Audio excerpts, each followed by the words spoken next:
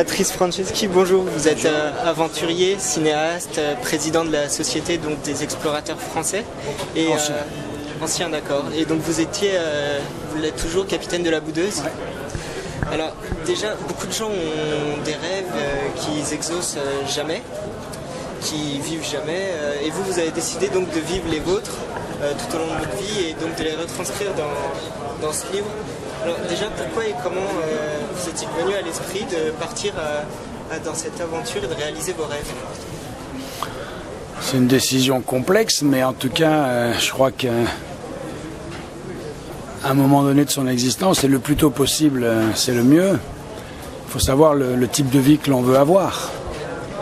Et après, se déterminer si on veut en payer le prix ou pas, parce que rien n'est gratuit.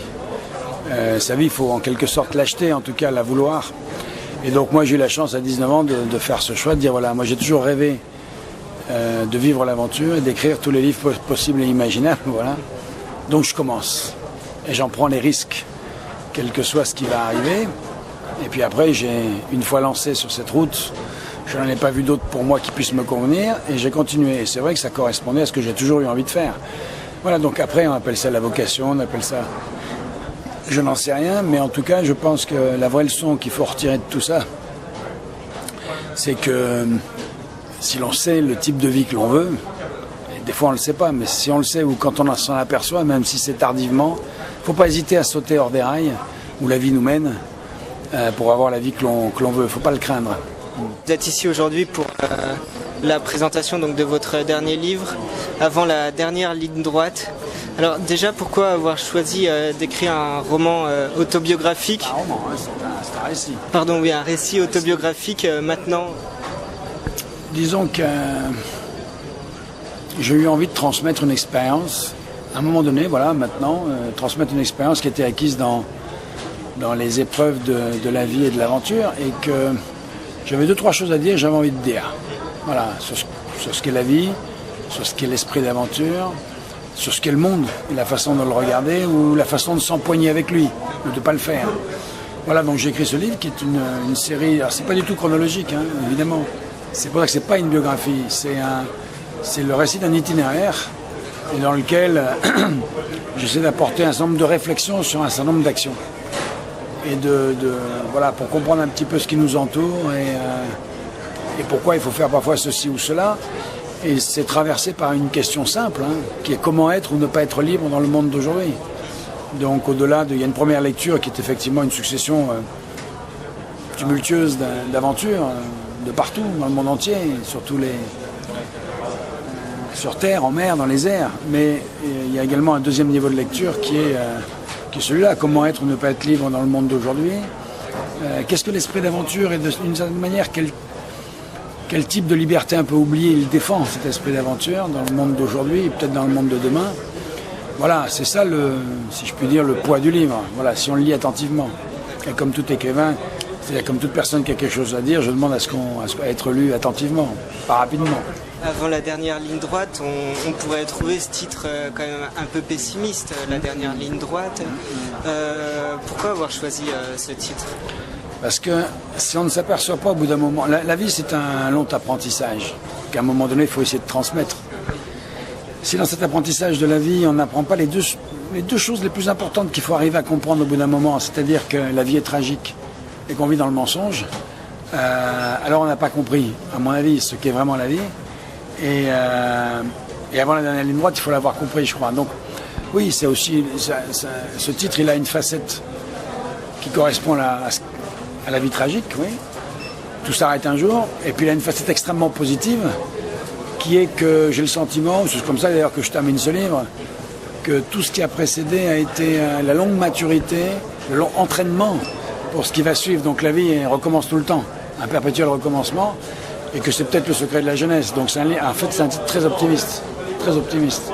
Pour vous, quelle est votre philosophie de la vie et de vos rêves? Comment vous voyez tout ça? Comment vous avez pu voir tout ça Ce sera difficile de vous répondre en quelques mots. Alors il m'a fallu 550 pages pour commencer à le dire. C'est que au fond, comment dire, En le résumant 550 pages, il doit y avoir une pensée qui traverse une existence, déjà. Voilà. C'est peut-être ce qui nous différencie avec l'animal, de porter une réflexion sur les choses, puis une quête de liberté qui ne s'arrête pas à quelque chose de particulier, voilà, qui veut être vraiment profonde. Tout doit être tracé là-dedans. Donc à partir de là, le distinguo entre l'animal qui consomme ou l'homme qui consomme et qui se ravale au rang d'animal et celui qui réfléchit sur les choses et non pas à ce qu'il fait mais sur ce qu'il fait profondément, ça devient vraiment le grand intérêt d'une existence. Sinon à quoi bon? Quels sont vos futurs projets? Est-ce que vous en avez Dans les projets d'aventure, il y a la Boudeuse toujours bien sûr, qui reste un des gros projets. Mais il est insuffisant parce que c'est un projet collectif qui est très intéressant, mais il y a aussi et surtout, mais aussi les projets individuels, puisque l'aventure elle se place à tous les niveaux d'investissement dans le monde, d'engagement ou de gratuité. L'aventure n'a pas besoin d'autre chose qu'elle-même pour se justifier si on le veut. Mais et les livres bien sûr, parce que s'il n'y a pas une fécondité à chaque aventure, si chaque aventure ne se traduit pas par quelque chose d'intellectuel, pour moi les livres, alors à quoi bon aussi? Donc il y a encore beaucoup de livres, notamment beaucoup de romans, parce que j'ai donné la priorité à l'action pendant très longtemps, puis maintenant on va un peu donner peu à peu la priorité à l'écriture, et notamment au temps du roman et de la philosophie. Voilà. Finalement, ou du moins ce qui est condensé dans tout ça, le secret finalement du bonheur dans la vie, c'est peut-être tout simplement arriver à mettre en adéquation ce que l'on est profondément et ce que l'on fait exactement. Et que quand il y a cette adéquation, cet équilibre, le reste est inutile. Donc le bonheur est quelque chose qui est vraiment, d'une certaine manière, qui est plein de spiritualité, laïque en l'occurrence, et qui n'a rien à voir avec le matérialisme. Et que donc ce n'est pas la quantité de choses que l'on possède qui fait le bonheur, c'est pas une découverte, hein, mais cette adéquation profonde entre ce que l'on est, ce que l'on fait.